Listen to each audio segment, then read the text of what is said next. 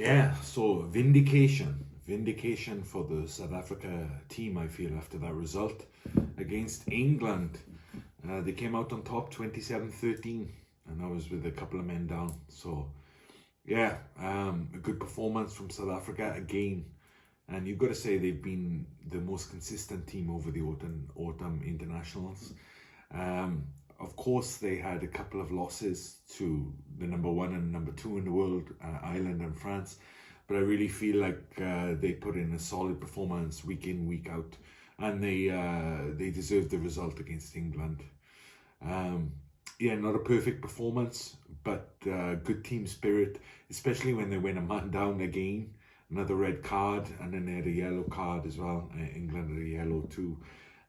But they really tightened their ship and came through and, comfortably got the win in the end. To be honest, England looked completely out of ideas. There was always that kind of threat in the back of everybody's mind, I think, watching the game, and the South Africans too, that England were going to pull back or get another miraculous comeback as they did against New Zealand.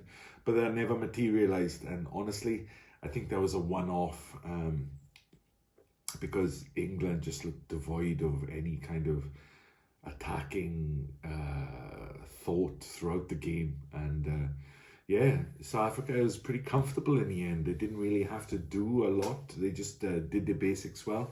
As I mentioned before in the preview, lineouts turned out to really go in South Africa's favour, and they got some great ball from turnouts in the lineout. So yeah, again, the front five performed very well. Etzebeth has been legendary through this autumn international series, and yeah, he was really good. Roos, I thought, did well for the South Africans. Number 8. Yeah, he's a fiery character and gets stuck in, and yeah, I thought he had a pretty good game.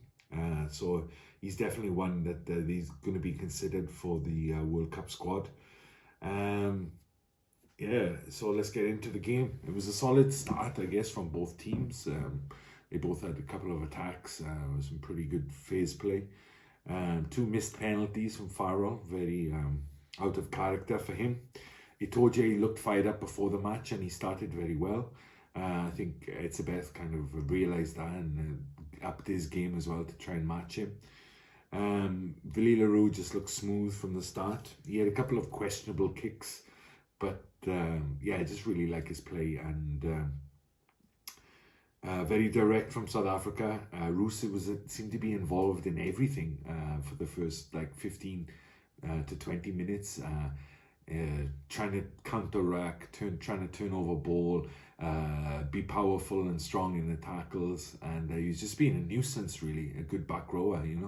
He was spoiling everything that England tried to do, and he was throwing his weight around quite a bit, which is nice to see, especially against still quite a good England pack. Yeah, and yeah, drop goal then from the South Africans to get on the scoreboard, and nice to see Williams get some points on the board. He definitely looks like his team is supporting him, and if he can come right for the World Cup, he's going to be a very, very dangerous player for South Africa, because he's got every other skill, it seems like, apart from kicking from the tee. It just so happens in his position that is one of the most crucial skills. So if he can get that right, then he'll go far. But yeah, those couple of drop goals that he did get in the game will definitely boost his confidence, and let's see what he can do from here. Great try, obviously. It's been replayed 1,000 times from the South Africans. Counter attack. And again, they look to use the ball, which they did all game, even when they kind of tightened the ship after they lost a man, and they really cracked down on kind of their play and tried to play like no mistakes rugby.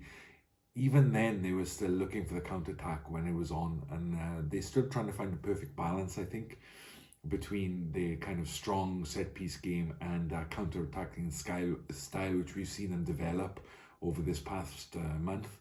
And I thought they did well, even when England were trying to pressure them and get back in the game. South Africa still had that trick up the card where they could actually spin the ball and put it through hands, and they looked far better at doing it than England. Every time England tried something, it just kind of went to ground or did knock on or like a pass 3 feet behind the player. Yeah. So Marcus Smith didn't have a great game again. Yeah, it's such a shame for him as a young player to be put into this England side.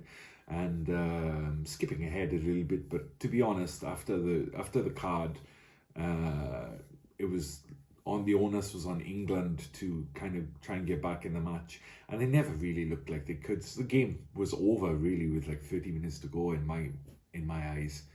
So yes, the aftermath of the game is quite significant. I think I entitled the video "Vindication" because Jack Ninaba, the coach for South Africa, he seems to have been justified in his selections and his approach to these autumn tests.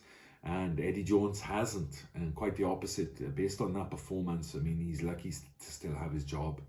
And he looked pretty dejected and kind of lost for words, which is unbelievable for him during the press conferences afterwards. So South Africa will take this as a very positive, I think, step in their build-up towards defending their World Cup crown.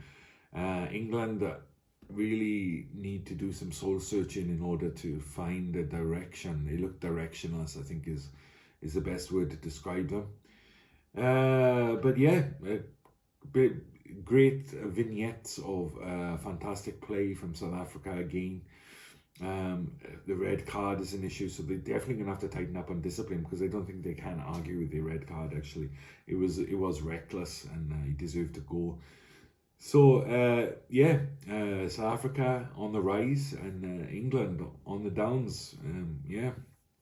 Not sure what they're going to do to turn this around.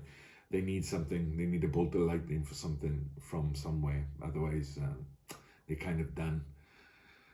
Based on the performance on Saturday. So great, a win for South Africa. Congratulations to them. Nice long break now for them. And we'll hit the rugby again in the new year. So been a great few games from South Africa. I've really enjoyed watching them play, watching them develop as a team. And I think that team spirit is really, really there. And it can only be a good thing for them. I'm sure they're going to do well, regardless of whether they win the cup again. But we'll see. Have to wait and see. But yeah, all right. Thanks very much. Bye-bye.